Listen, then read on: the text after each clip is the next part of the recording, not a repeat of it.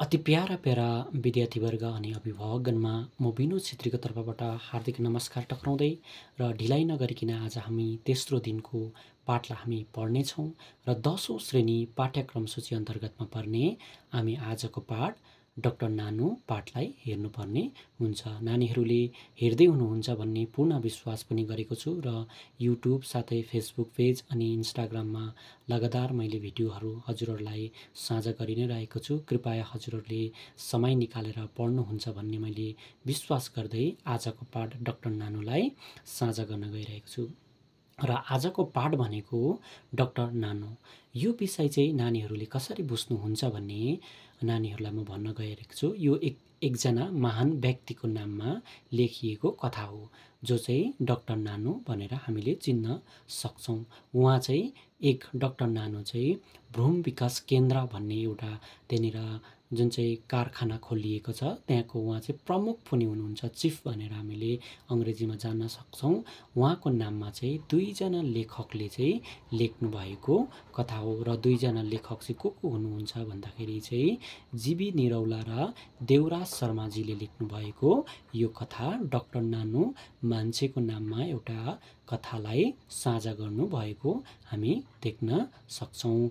र यसरी नै दुईजना लेखकलाई हामीले हेरिबस्नुपर्ने छैन, किनभने यसमा आयो भने नानीहरूले डाक्टर नानुको लेखक को हुनुहुन्छ भनेर मात्रै आउँछ र कोही बेला विकल्प यानि कि अप्सनलमा विभिन्न लेखकहरूको नाम दिएर चाहिँ डाक्टर नानुको लेखक भनेर चाहिँ अप्सनलमा 1, 2, 3, 4मा दिएको हुन्छ। जस्तै उदाहरणमा हेर्नु पर्दाखेरि लक्ष्मीप्रसाद देवकोटा अनि लेखनाथ पौडेल, इन्द्रबहादुर राई अनि देवराज शर्मा र जीबी निरौला दियो भने चाहिँ जीबी निरौला हुन्छ भनेर चाहिँ तपाईँहरूले यो प्रकारले मात्रै बुझ्नुपर्ने हुन्छ।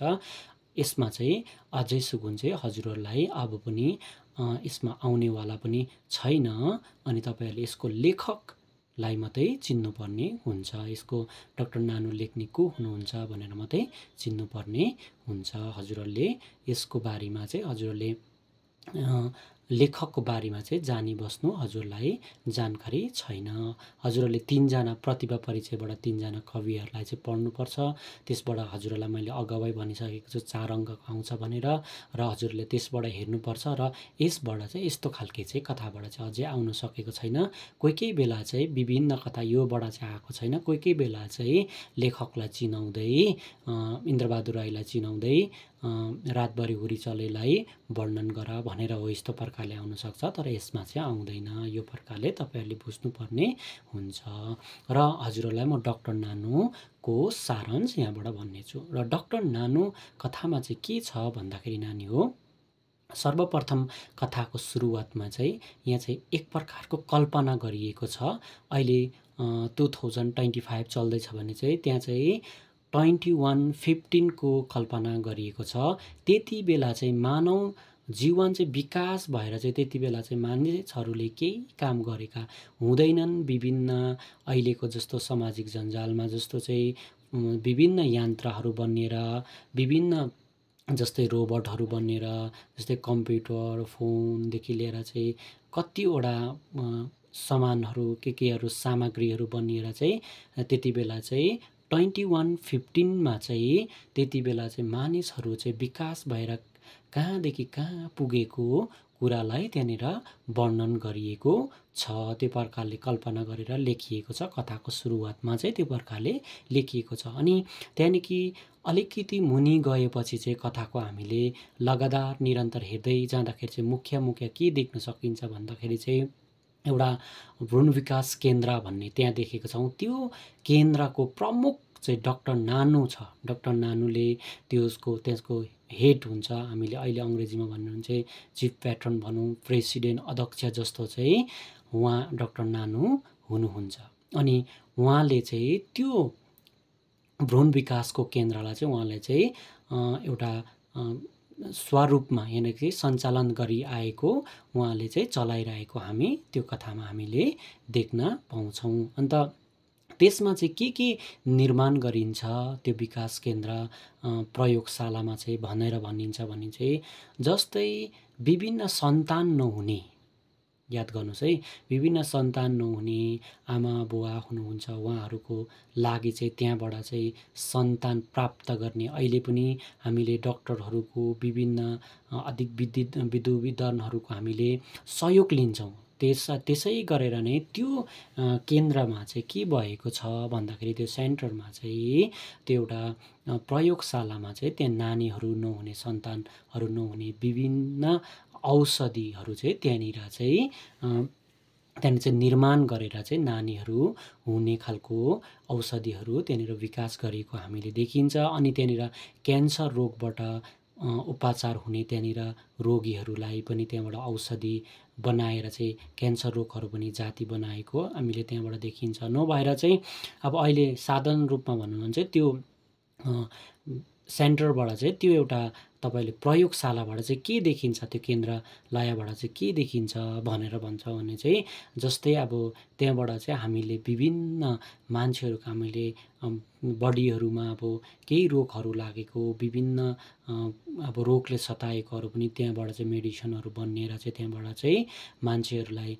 जाति बनाएको हामीले त्यो कथामा चाहिँ हामीले त्यो प्रकारले हामीले हेर्न सकिन्छ। र नभएर चाहिँ हामीले कोही कोही बेला चाहिँ हामीले बडीहरूमा अब बडीहरू हामीले चेन्ज गर्छ नि, हामीले चेन्ज गरेर चाहिँ हामीले परिवर्तन गरेर अब जस्तै उदाहरणको निम्ति माइकल ज्याक्सनले आफ्नो फेसलाई चाहिँ उहाँले चाहिँ सर्जरी गरिदिनु भएको थियो। त्यसरी नै त्यो केन्द्रालयमा पनि हामीले चाहिँ सर्जरी गरेर चाहिँ अनुहारहरू फेर्ने विभिन्न कार्यहरू पनि त्यहाँनिर गरेर चाहिँ प्रचलित यानि कि चाहिँ प्रसिद्ध भएको कारणले गर्दा चाहिँ डाक्टर नानुलाई चाहिँ उहाँलाई चाहिँ विभिन्न ठाउँमा सेमिनारको निम्ति बोलाउने गरेको देखिन्छ। त्यही प्रकारले हामी हेर्नुपर्ने हुन्छ। अनि उहाँलाई त्यसरी नै सेमिनारमा जाँदै गर्दा चाहिँ उहाँ चाहिँ युएसएमा बोलाएको हुन्छ। त्यहाँ नाम पनि दिएको छ जर्ज वासिङटन डिसी भनेर। जर्ज वासिङटन डिसी चाहिँ युएसएको क्यापिटल राजधानी पनि हो। त्यहाँबाट चाहिँ सेमिनारबाट फर्किँदै त्यहाँबाट सेमिनार भनेको उहाँले अब उहाँको स्पिचहरू हुन्छ, उहाँको अब उसको आइडियाहरू सेयर गर्नुको लागि गएको हुन्छ। त्यहाँबाट फर्किँदै गर्दाखेरि चाहिँ उहाँले चाहिँ एकजना जुन चाहिँ हवाईजहाजमा चाहिँ एकजना व्यक्तिलाई यातायात गर्दाखेरि भेट्छ। त्यो व्यक्तिको नाम चाहिँ फेरस हुन्छ।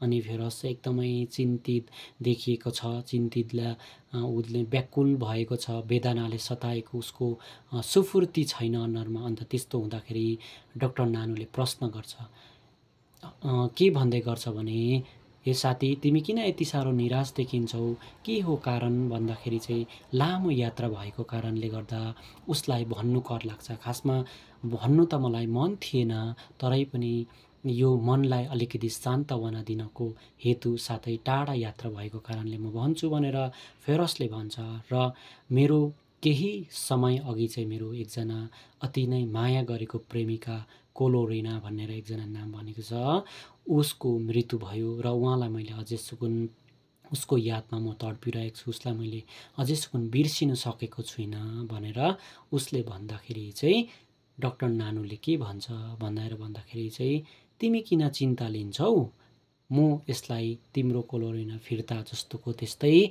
बनाएर दिन सक्छु भनेर उसले भन्छ। र त्यसो भन्दाखेरि चाहिँ 2 महिनाको समय माग्छ। 2 महिनाको समयभित्र अन्तरालमा चाहिँ उहाँहरूको बातचित सकेपछि 2 महिनाको अन्तरालमा साँच्ची नै कोलोरिना बनाएर फेरसलाई दिन्छ। अनि फेरसले दिन्छ र फेरसले चाहिँ लान्छ अनि धन्यवाद ज्ञापन पनि दिएको हामी त्यहाँबाट त्यो कथामा देख्छौँ। अन्त केही बादमा चाहिँ फेरि समयको अन्तरालमा चाहिँ फेरि फेरससँग चाहिँ डाक्टर नानुको भेट हुँदाखेरि चाहिँ सोध्छ के तिम्रो कोलोरिना अहिले सन्चै छ, तिम्रो के भयो, तिमीहरूको सम्बन्ध ठिकै छ भन्दाखेरि चाहिँ फेरसले उत्तर दिन्छ। के उत्तर दिन्छ भन्दाखेरि चाहिँ मैले पूर्व कोलोरिना जुन चाहिँ मैले पूर्व प्रेमिकाको जस्तो माया दया स्नेह अनुभव भावनाहरू केही पाउन सकिनँ यो कोलोरिनामा। अहिलेको प्रेमिकामा उ त सिर्फ एउटा आकृति एउटा नक्सा जस्तो मात्रै रहेछ, एउटा मूर्ति प्रतिमा मात्रै रहेछ।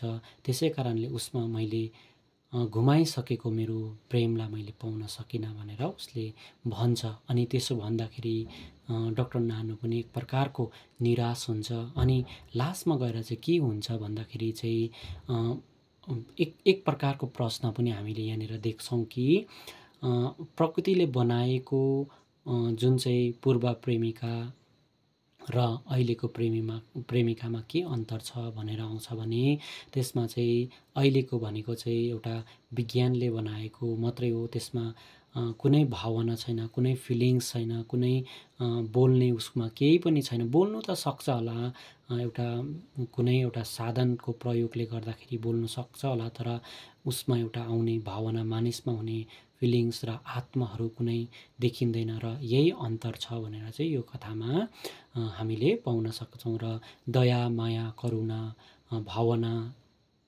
ईर्ष्या, डाहा, धैर्य भन्ने केही पनि नभएको हामीले यो कथामा चाहिँ हामीले त्यो प्रकारले पाएका हामी कथा त्यो प्रकारले बुझ्न सक्छौँ। यसलाई मैले साधारणमा हजुरहरूलाई बताइदिएँ। अनि यसमा चाहिँ प्रश्न चाहिँ के पनि आएको थियो विगत सालमा चाहिँ भन्दा चाहिँ भ्रूण विकास केन्द्र भनेको के हो, यसको मुख्य प्रमुख को हुन् भनेर पोको प्रश्नमा मैले देखेको थिएँ। त्यहाँदेखि भूविकास केन्द्र भनेको चाहिँ जुन चाहिँ मैले अघि भनिहालेँ, त्यसमा चाहिँ के विभिन्न सामग्रीहरू जुन चाहिँ मानव को लागि चाहिँ मानव संसाधन विकासको लागि चाहिँ विभिन्न सामग्रीहरू बनाउने एउटा शाला हो भनेर त्यहाँ हामीले देखिएको छौँ। र त्यही प्रकारले हजुरहरूले त्यहाँनिर हेर्न सक्नुहुन्छ। र अन्य केही जानकारी छ भने हजुरहरूले बुझ्नु र मलाई सम्पर्क गर्न सक्नुहुनेछ। र हामीले यो कथालाई चाहिँ यस प्रकारले हामी हेर्न सक्छौँ। है त नानी हो, केही त्रुटि भए, केही तलमाथि भए हजुरहरूले मलाई सिधै प्रश्न गर्न सक्नुहुन्छ। हवस् त, हजुरहरूको आउँदो दिनहरू चाहिँ होस्।